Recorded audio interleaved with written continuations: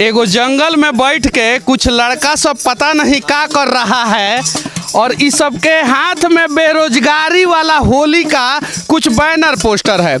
अरे रुकोगे तुम कि खाली बजाओगे? अबीर लगाओ। अरे सुनो सुनो सुनो, ये क्या कर रहे हो तुम लोग? टीका वाले लीजिए। बेरोजगारी वाला टीका वाले लीजिए भैया, तनी मार दो। तो हमको क्या लगा दिया तुम बेरोजगारी वाला टीका? हमारे ग्रुप में बैठे हैं तो आप भी बेरोजगार हैं। तनी तनी सा हल्के हल्के हल्के।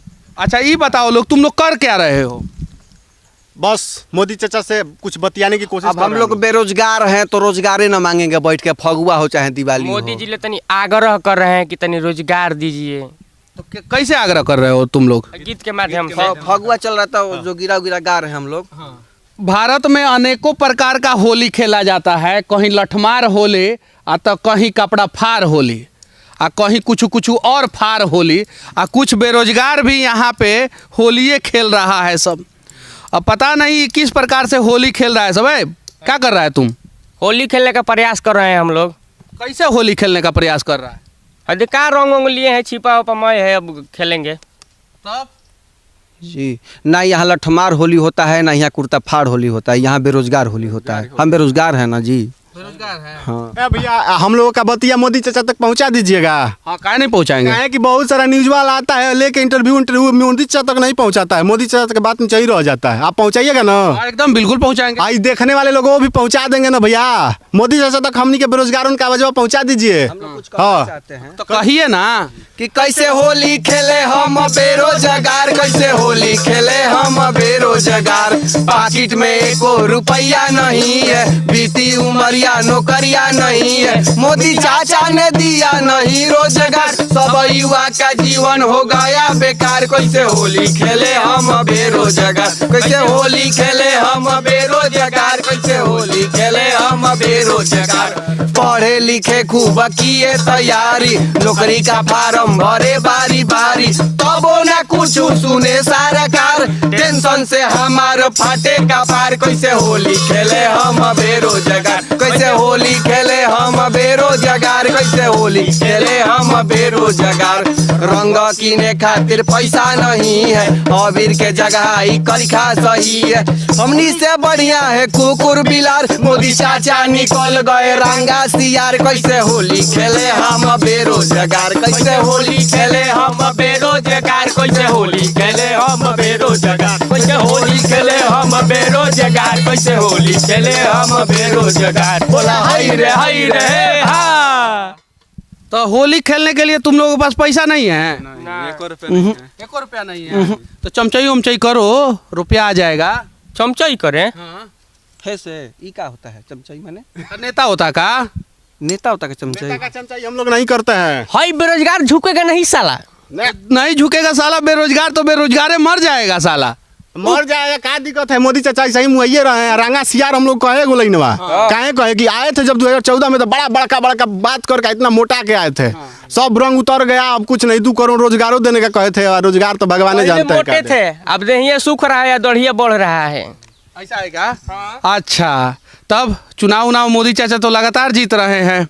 कैसे बेरोजगार करके जीत रहे हैं? चुनाव तो जीत रहे हैं लेकिन हम लोग के दिल से हार रहे हैं। दिल से हार रहे हैं? हाँ एकदम हार रहे हैं। और ये बहुत बेकार कर दिए हम युवाओं का जिंदगी। ये खाली जानते हैं, ये खाली मन का बात करते हैं, लेकिन जो असली बात है वो करबे नहीं करते हैं। अच्छा तुम लोग तो इधर बेरोजगारी का रोना रो रहे हो और 4 गो राज्य में मोदी चाचा चुनाव जीत गए हैं। क्या कहना चाहते हो? उस पर हम लोग 4 को लिखे हैं लाइन। सुनाए का? सुनाओ। सारा रा रा रा रा रा रा रा रा रा रा रा रा जया सारा रा रा बा भाई बा खिलाड़ी बा। मणिपुर जीतले, गोवा जीतले, जीत ले यूपी। चुनाव मशीन मोदी चाचा बेरोजगारी पसा दिले चोपी। बोला हाय रे हाँ। सारा रा रा रा रा रा रा रा रा रा रा हाय जोगी जी सारा रा रा बा भाई बा खिलाड़ी बा। घूमे जा रहे उड़ के देश विदेश, छने बदला से अपन देश मुताबिक भेष। बोला हाय रे हाँ। सारा रा रा रा रा रा रा रा रा रा रा सारा रा रा बा भाई बा खिलाड़ी बा।